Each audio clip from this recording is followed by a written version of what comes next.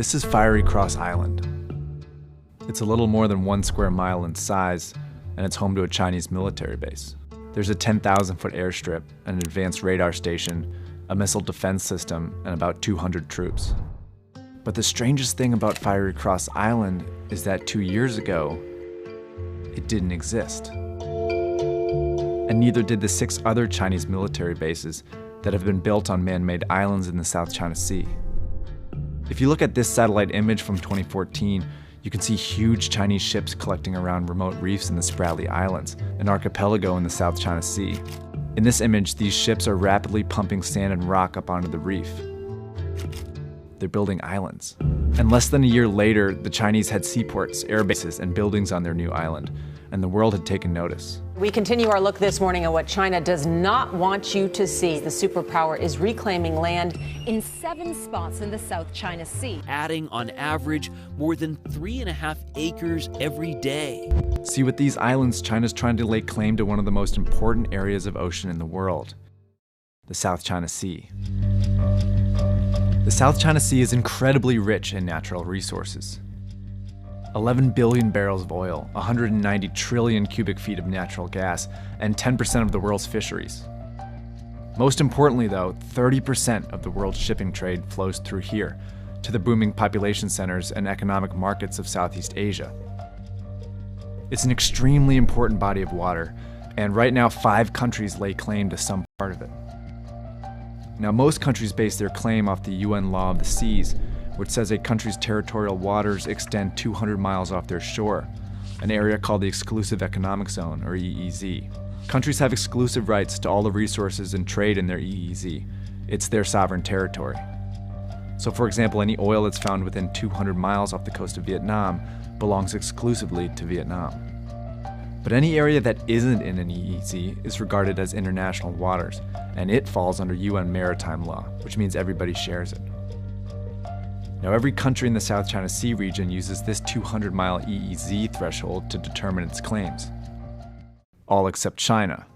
China argues they have a historical claim to the South China Sea, dating back to naval expeditions in the 15th century. And they mark it using a really confusing border called the Nine-Dash Line. Following World War II, Japan, who had dominated the entire region, lost all control of its surrounding seas. China used the moment to claim the South China Sea by drawing this imprecise line on the map that encompassed 90% of the South China Sea. It became known as the Nine-Dash Line. And when the UN established the 200-mile EEZ in 1973, China stuck to its own line, refusing to clarify its boundaries and ignoring claims by other countries. Now that brings us to the Spratly Islands. It's a remote, barely inhabited cluster of islands currently claimed by China, Vietnam, the Philippines, and Malaysia. The Spratlys are both geographically and symbolically at the heart of the South China Sea. That's because any country that can claim the Spratly Islands can extend their EEZs to include them and gain exclusive rights to the surrounding territory. But it's really hard to legitimately claim uninhabited piles of sand, so a few nations have built small buildings and ports on their claimed islands, and even stuck a few people there. But China believes all of the Spratly Islands belong to them, which brings us back to why they're building islands there.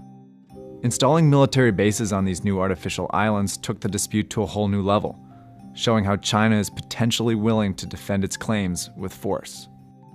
Now, this is about when the United States took notice. While the US has no claim in the South China Sea, it is the world's lone superpower and uses its massive navy to defend international waters. But China sees the US presence in the area as an encroachment in their backyard. When a US destroyer ship sailed just 12 miles off the shore of one of China's man-made islands in the Spratlys, China sent out their own destroyer and a patrol boat as a warning. China's building these islands in order to increase control around the surrounding waters, using a strategy that they've deemed the cabbage strategy, where they surround a contested island with as many ships as possible. In May of 2013, China sent several ships to Ayungin Shoal, which is just 105 nautical miles off the coast of the Philippines, well within that 200-mile EEZ. The Philippines has 8 soldiers stationed there. Like wrapping leaves around a cabbage, the Chinese sealed off the Philippines' access to Ayungin Shoal with fishing boats, surveillance ships, and Navy destroyers, creating a blockade so that the Filipinos can't receive shipments of food and supplies. By building their own man-made islands, China is essentially building naval bases. The more islands they have, the more ships they can support and the more territory they can slowly take control of. And the Chinese cautiously use the cabbage strategy in the Spratly Islands, taking over contested territory, but in small steps, avoiding the possibility of igniting a bigger conflict. But the disputes are intensifying. Countries are now actively arresting trespassers in waters that they claim. And China could go a step further. Since 2015, they've threatened to declare an air identification zone above the South China Sea, declaring that all aircraft that fly through it would need Chinese permission. Now, publicly, China insists that their intentions are not militaristic, but their actions say otherwise, and it's heightening tensions in the region. Steve Bannon, who sits on the U.S. National Security Council and who is one of President Trump's closest advisors, is almost certain that the U.S. will go to war in the South China Sea. We're going to war in the South China Sea. I was a sailor there, a naval officer. We're going to war in the South China Sea in 5 to 10 years, aren't we? There's no doubt about it. But for now, the disputes remain only in the legal and diplomatic realms that only occasionally break into minor clashes. In July 2016, the International Court at The Hague ruled in favor of the Philippines, who charged China with invading their rightful territory in the South China Sea. But China dismissed the ruling, and enforcement of the law doesn't seem likely, even from the US, who released a vague statement urging the two countries to clarify their claims and work together to resolve their disputes, which is another way of saying we don't really want to deal with this. In fact, as the conflict escalates and international courts get involved, the US is stuck in a tricky position. On one hand, they do not want to risk provoking a conflict with China, but on the other, they want China to stop bullying their allies in the region.